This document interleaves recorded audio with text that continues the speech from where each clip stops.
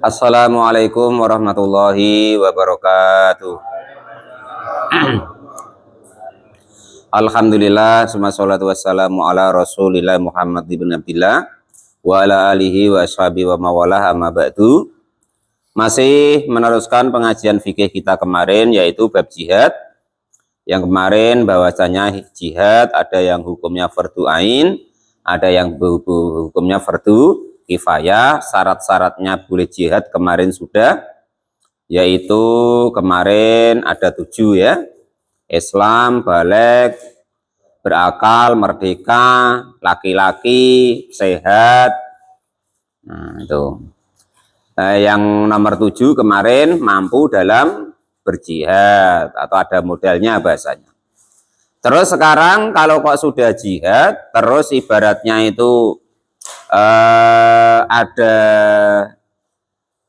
tawanan, maka itu nanti para imam atau pemimpin itu dibolehkan memilih dia nak diapakan gitu maksudnya. Nah, maka malam ini membahas tentang bab itu. Wal imamu, dan adapun imam atau pemimpin itu mukhayyarun, diperbolehkan memilih, fihim, di dalam masalah tahanan perang. Kalau menang gitu loh ya. Ya kalau kalah ya ganti jadi tahanan. Ini kalau menang, nah itu maka dia disuruh memilih tentang masalah tawanan perang yang ini nanti boleh memilih di antara 4. Jadi wal imamu, dan adapun imam itu mukhayyarun, diperbolehkan memilih, menentukan gitu. Fihim, di dalam masalah tahanan perang, baina arba'ati asya, di antara 4 perkara. Akadu, adapun yang pertama itu atul qatlu, membunuhnya, bidur birokobatin, dengan memenggal kepalanya. La bitakhrikin, tidak boleh dengan membakarnya. Wa takrikin, dan juga tidak boleh menghukumnya itu dengan ditenggelamkan. Masalah umpamanya. Jadi kalau ada tawanan perang, itu pilihan pertama boleh memilih imam tuh. Yang pertama yaitu membunuh tawanan tersebut. Nah, boleh membunuh tawanan tersebut. Daripada nanti diopainin ngentek-ngentekin beras, nah ya kan itu. Guna enggak juga, nah umpama kan. Nah, tenaganya sudah ada. Nah, terus lukanya banyak pula. Nah, untuk apa? Ngabis-ngabisin dana wae. Sudah, penggal wae, penggal. Itu pilihan yang pertama. Nah, itu ya. Nah, umpama kira-kira kok masih bisa digunakan, wah enggak terluka ini, elok nih. Gagah atau ganteng nih, bisa dijual untuk budak, ya boleh, tidak dibunuh. Jadi pilihan pertama boleh dibunuh. Yang penting membunuhnya tidak boleh disiksa. Nah, intinya cuman itu pilihan yang pertama. Wasani, dan adapun yang kedua itu al istirqaqu, menjadikannya budak atau hamba sahaya. Wa hukmuhum, dan adapun hukumnya tawanan ba'dal istirqaqi, setelah menjadi budak atau hamba sahaya, itu kabaqiyati amwalil ghanimati, hukumnya sama persis dengan harta rampasan perang. Hukumnya seperti harta rampasan perang, andaikan kok tawanan itu dijadikan budak. Memang hukumnya ya begitu, andaikan kok tidak dibunuh. Jadi boleh dijual nanti, termasuk harta rampasan perang, bisa dihargai. Nah, umpama kan kemarin contohnya kan Kutaboyo dengan Muara Jangga kan gitu. Nah, ini umpama kok Kutaboyo kok kalah, yang gagah-gagah tenaganya kuat, macam Banglai itu, jadikan budak. Suruh apa? Nah, tunggu jalan keamanan. Boleh. Nah, tukang ngangon kerbu wae lah umpama. Boleh. Nah, terserah imam tadi atau pemimpinnya. Nah, Abang Rozak, kayaknya sudah tua tuh. Suruh nunggu masjid wae lah. Lah umpama ya kan itu. Qala al-mu'allif rahimahullah, itu seperti itu. Itu kalau yang laki-laki. Kalau perempuan dan anak-anak sudah otomatis. Itu kalau yang laki-laki maksudnya. Nah, kalau yang kira-kiranya itu pemalas itu womo kan, sudahlah, ya pilihan yang pertama tadi. Nah, sudah pancung baik kan gitu. Nah, pilihan kedua, kayaknya tuh giat orang tuh, dijadikan budak. Nanti dibagi-bagi gitu. Wasalisu, dan adapun pilihan yang ketiga, itu almanu, memberikan keamanan, alaihim, kepada mereka, memberikan anugerah atau keamanan, bitahliyati sabilihim, dengan cara melepaskan mereka. Nah, yang ketiga itu membebaskan mereka gitu. Itu yang nomor tiga. Walal mu'alif rahimahumullah. Warabiu, dan adapun yang nomor 4, yang terakhir, itu al-fidyatu, menjadikannya fidyah atau menjadikannya tebusan. Ima bil mali, ada kalanya nanti tawanan itu boleh ditebus oleh musuh dengan ditukar harta, au birrijali, atau ditukar dengan sesama tawanan perang. Boleh, itu yang terakhir. Jadi ada 4 pilihannya. Pertama, langsung dibunuh, timbang ngabis-ngabisin tadi, ya kan. Yang kedua, dijadikan budak atau hamba sahaya, boleh dijual. Yang ketiga, boleh dilepaskan, tergantung imam lah kan, atau pemimpin. Yang terakhir, yaitu boleh ditukar-tukarkan. Nah, ditukar, minta tebusan lah bahasanya. Nah, boleh ditukar sesama tawanan, boleh nanti andaikan dimintai tebusan. Qala al-mu'allif rahimahullah. Al-usriyu, artinya yang tertawan, minal muslimina, dari golongan orang Islam. Nah, maksudnya menjadi fidyah itu ditukarkan gitu. Ada di musuh itu orang Islam yang tertawan, nah kita tukar dengan tawanan yang ada di kita. Wa malun, dan juga boleh ditukar dengan harta. Fadaihim, sebagai harta tebusannya. Kabaqiyati amwalil ghanimati, seperti hukumnya sedemikian harta jarahan perang. Wa yajuzu, dan diperbolehkan ayufada, jika kau menjadikan fidyah siapa musyrikun, orang musyrik, wahidun, yang satu, bi muslimin, dengan satu orang muslim, au aksaro, atau lebih banyak, tergantung. Kalau Islamnya yang kuat, sana yang musuhnya musuhnya yang lemah, nah kan gitu ya. Maka ya bisa jadi 2 tawanan orang kafir, kalau musuhnya lemah, berarti 1 orang kafir ditukar 2 orang Islam. Kalau kita yang lemah, ya kan, nah, berarti 1 orang kafir ditukar 2 orang kafir ditukar dengan 1 orang Islam. Wal musyrikuna, dan juga boleh ditukar dengan orang-orang yang musyrik, bi muslimin, dengan 1 orang muslim. Yaf'alu, mengerjakan atau memberikan apa bahasanya itu, keputusan, siapa limamu imam, min dalika, dari demikian salah satu 4 tadi, ma, yaitu keadaan, fihi, yang itu di dalam ma, maslahatun, adapun ada kebaikannya, mana menurut imam itu yang baik, lil muslimina, untuk orang-orang yang Islam. Fa'in khofiyah, maka kok jika tidak ada pilihan bahasanya, alaihi, bagi imam, al-akhadu, yang lebih bermanfaat, habasahum, maka boleh menahan dulu atau memenjarakan dulu siapa imam hum, kepada tawanan tadi. Umpama dibunuh, ya nanti ngerepotin, dadak gali kuburan umpama kan. Nah, atau mungkin dijadikan budak, ya sama wae, ndak tek yang guna. Nah, itu dilepaskan apalagi. Atau nah untuk apa namanya, ditukar tahanan, tukar tahanan, atau ditukar dengan hartanya musuh juga nggak mampu sana, wong kere-kere umpama kan.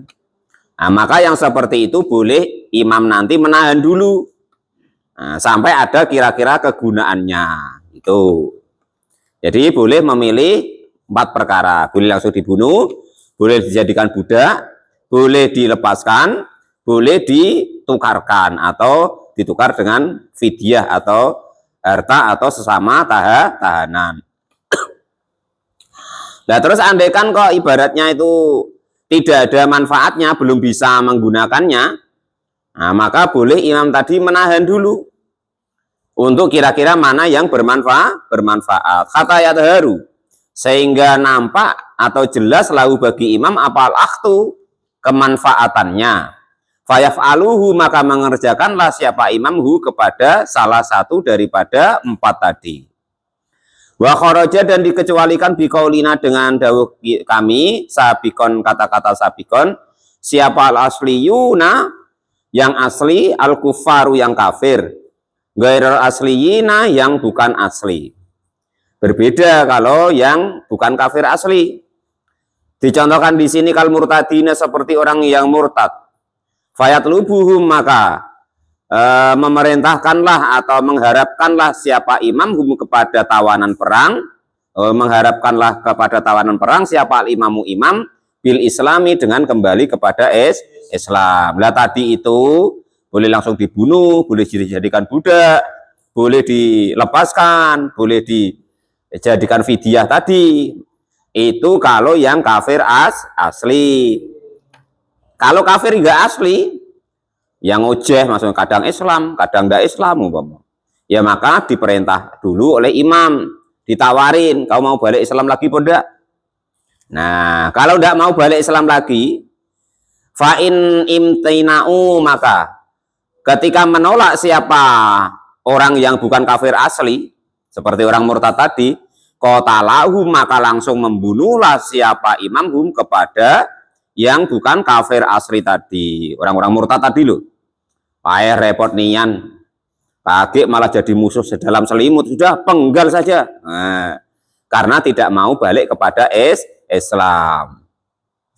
Waman, dan adapun barang siapa itu aslama, masuk Islam, minal kufari, dari golongan orang kafir, qoblal asiri, sebelum ditahan, asro, artinya menahan siapa al-imamu imam lahu kepada orang yang masuk Islam, akhraza, maka menjagalah siapa imam malahu kepada hartanya orang kafir yang sudah masuk Islam tadi, menjaga hartanya, wadamuhu, dan juga hartanya, wasigoru auladi, dan juga anak-anaknya yang masih kecil, termasuk istrinya.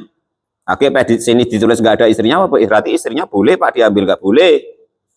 Asal orang kok sudah masuk Islam, maka harus dilindungi hartanya, anak-anaknya, keluarganya, termasuk istrinya. Dan juga dilindungi anisabi, dari ditawan. Wa hukima, dan dihukumi bi islamihim, dengan keislaman mereka. Wa hukima, dan dihukumi siapa anak-anaknya, bi islamihim, dengan Islamnya anak-anaknya, tabian, karena mengikuti lahu kepada orang tuanya yang masuk Islam tadi. Di khilafil baligina, berbeda dengan anak-anak yang sudah balik. Kenyataannya min auladi, dari anaknya orang yang sudah masuk Islam. Fala yasimuhum, maka tidak bisa menjaga hum kepada anak-anaknya orang kafir yang masuk Islam. Apa islamu abihim, Islamnya bapaknya, wa islamul jadi, dan juga Islamnya kakeknya. Yaksimu, juga bisa menjaga atau menahan aidon, dengan lagi alwalada, kepada anak. Oh, sudah itu ya. Jadi contohnya begini. Ada orang kafir. Nah, sebelum dia berperang masuk Islam, atau sebelum ditawan dia masuk Islam, maka hartanya anak-anaknya yang masih kecil, yang belum balik, maka itu harus ditanggung atau diamankan oleh imam atau pemerintah tadi. Tapi anaknya yang sudah balik, maka tidak termasuk itu semua. Dia boleh memilih pilihannya sendiri. Nah, kalau bapaknya tidak Islam tapi kakeknya Islam, sama hukumnya seperti itu tadi, gitu maksudnya. Yaksimu aidon awwaladu asogiru, yang anak-anaknya yang kecil. Wa islamul kafiru, dan Islamnya orang kafir itu layak simu, tidak bisa menjaga zaujatahu, kepada istrinya orang kafir yang masuk Islam, tidak bisa menjaga istrinya anistirqoqiha, dari menjadikannya istrinya tadi menjadi budak. Nah, nggak boleh ya ini berarti ya. Cuman anaknya saja, istrinya masih boleh dijadikan budak, karena tidak bisa menjamin istrinya menjadi menjadi tidak tawanan gitu. Walaupun ada siapa perempuan istrinya orang kafir masuk Islam tadi, ada itu hamil. Wah, repot juga ini ya. Istri kita jadi budak pula ya kan. Fa ini starokot, maka jika menjadikan budak, fa ini sturikot, maka jika kok dijadikan budak siapa perempuan tadi, ingkoto maka langsung terputus apa nikahnya laki-laki yang masuk Islam tadi fil khali di dalam seketika. Nah, ini kasusnya berarti tidak termasuk istrinya ya. Yang dilindungi oleh pemerintah berarti orang Islam yang orang kafir yang masuk Islam tadi yang boleh dilindungi cuma hartanya dan anak-anaknya yang kecil. Istrinya dan anaknya yang sudah balik tidak termasuk menjadi tanggungan keamanan pemerintah gitu maksudnya. Bahkan istrinya boleh dijadikan budak atau hamba sahaya. Ya andaikan model seperti itu ya langsung istrinya tadi tercerai dengan sendirinya. Terputus, tidak perlu dicerai gitu. Nikahnya langsung terputus gitu. Wayakumu dan dihukumi lisobi untuk anak-anak kecil bil islami dengan Islam ingda wujudi salah satu asbabi ketika adanya 3 sebab. Wah begitu rupanya hukum Islam Pak Yoyo. Nah, dulu seperti itu hukumnya. Kalau sekarang kan nggak ada perang lagi. Andaikan perang kan ya nggak sampai seperti ada hamba saya atau apa lagi. Paling yang yang dikeruk itu hasil buminya. Nah, gitu. Karena sekarang tidak ada perbudakan. Cuman aslinya hukumnya seperti itu. Nah terus andaikan kok adaan seorang anak-anak, maka itu boleh dihukumi Islam andaikan ada 3 sebab ini. Anak-anak itu boleh dihukumi anak itu hukumnya agamanya Islam, andaikan ada 3 sebab ini. Akadu adapun yang pertama itu ayuslima. Jika beragama Islam siapa akadu abawaihi salah satu bapak atau ibunya. Fayakumu maka dihukumi siapa anak bi islamihi dengan Islamnya anak tadi tabian dengan mengikuti lahuma kepada salah satu kedua orang tuanya. Jadi umpama ada anak ditemukan, sedangkan anak itu ibaratnya anak yang tertawan bahasanya karena daerahnya kalah perang bahasanya. Nah anak itu boleh dihukumi Islam kalau kedua orang tuanya agamanya Islam. Wa ammaman dan adapun orang balago yang sudah balik, majnunan yang dalam keadaan gila, au balago atau balik, akilan yang berakal, sumajanna lalu gila, fakas sobi maka hukumnya seperti anak-anak. Jadi kalau kok orang gila atau anak asalnya waras, terus tiba-tiba gila, ya kan? Maka hukumnya seperti anak-anak gitu. Maka hukumnya boleh dihukumi Islam tadi. Itu yang pertama. Sebab yang pertama dihukumi Islam itu apabila salah satu dari orang tuanya beragama Islam karena dia mengikuti agama orang tuanya. Seperti kita lah ya. Nggak tahu lahir-lahir tiba-tiba Islam karena orang tua kita agamanya Islam. Lah bapak-bapak kita ya begitu. Karena dulu katanya bapaknya Islam, ya dia lahir ya langsung Islam karena bapaknya Islam. Itu enaknya tuh begitu. Keberuntungan kita tuh begitu. Bapak kita katanya Islam, maka otomatis kita ya Islam itu. Jadi nggak perlu Bang Edi ya. Kok di apa kemarin kata Bang Edi itu di baiat Islam lagi nggak perlu ya. Tenang wae nanti kalau kawin bisa hadatin lagi lah ya kan gitu. Tidak perlu seperti itu ya. Jadi dalam Islam sudah otomatis kalau bapaknya Islam, ibunya Islam, berarti anaknya juga boleh dihukumi Islam. Nggak perlu aneh-aneh gitu maksudnya. Nah ini dalilnya ya. Itu yang pertama. Yang kedua, anak itu boleh dihukumi Islam itu asani adapun yang kedua itu madzukurun diterangkan fi qaulihi di dalam dawuhnya Ki Musonef. Au yusbihu atau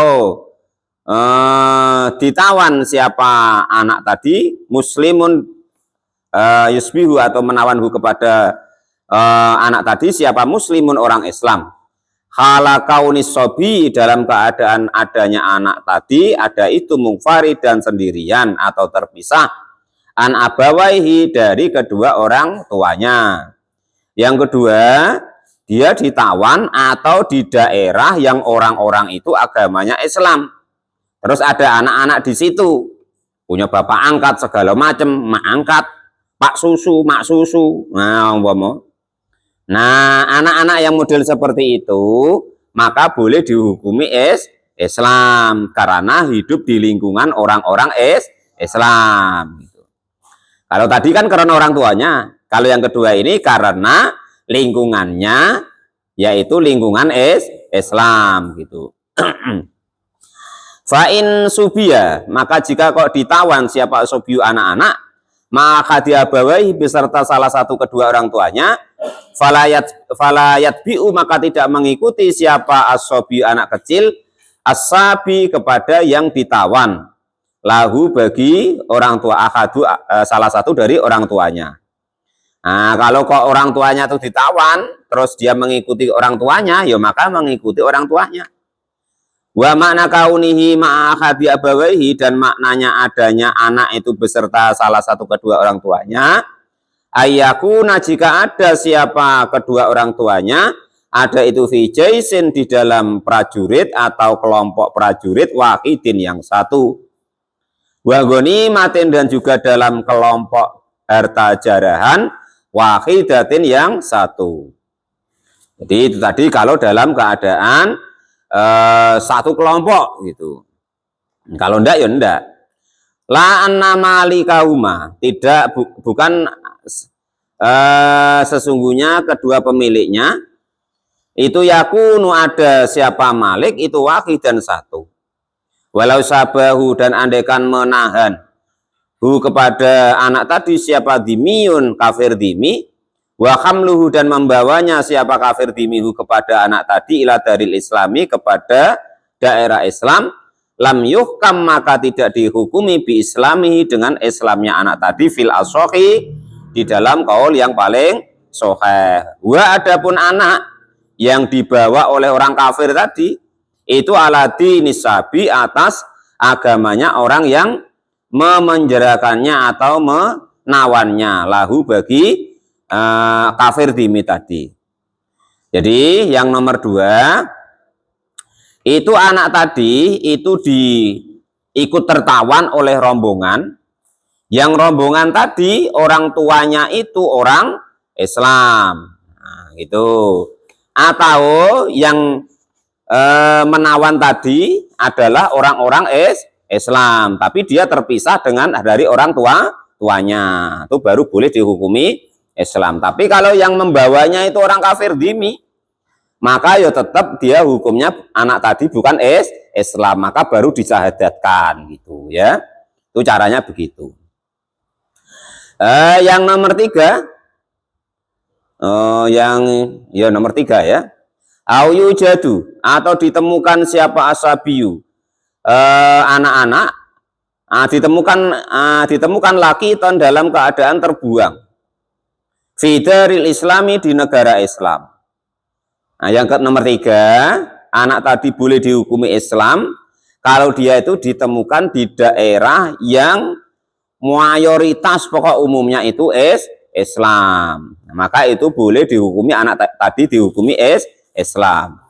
Wa ingkana walaupun jika ada fiha di dalam daerah tersebut siapa ahlu dimmati ahli kafir dimi.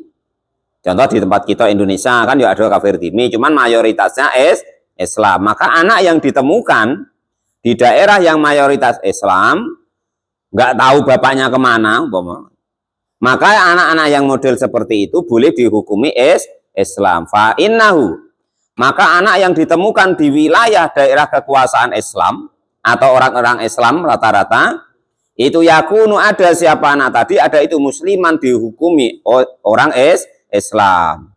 Wakada demikian juga dihukumi Islam.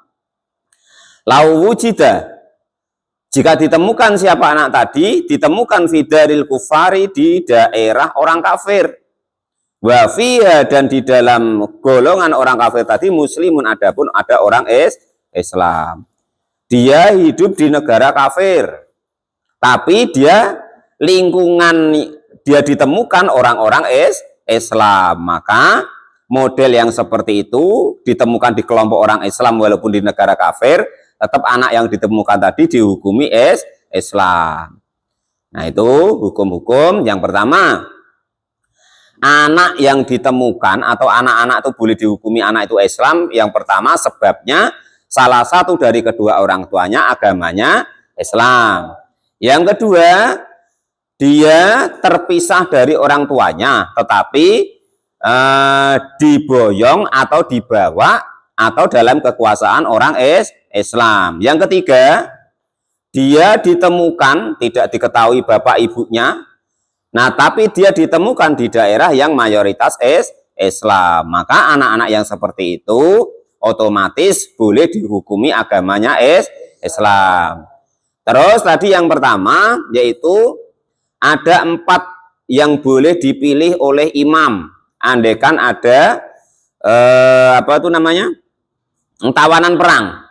Yang pertama boleh langsung membunuhnya, yang kedua boleh menjadikannya budak, yang ketiga boleh melepaskannya, yang keempat boleh ditukar baik dengan harta ataupun ditukar dengan sesama tahanan. Andaikan masih bingung, ya disuruh menahan dulu. Nah, itu terusan daripada hukum-hukum jihad kemarin.